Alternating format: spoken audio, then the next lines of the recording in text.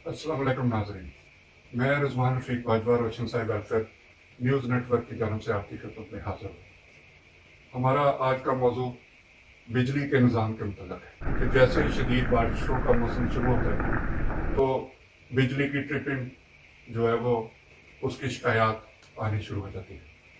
बहुत से इलाकों में सैकड़ों फीडर्स जो है वो ट्रिप कर जाते हैं, जिसके बायस तमाम मुश्किलात का शिकार होते हैं।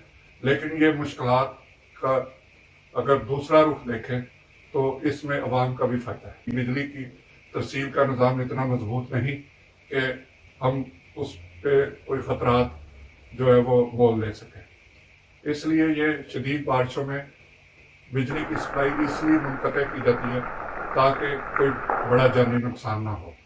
लिहाजा थोड़ी सी तकलीफ बर्दाश्त कर लें ताकि बहुत सी कीमती जानों को बचाया जा सके।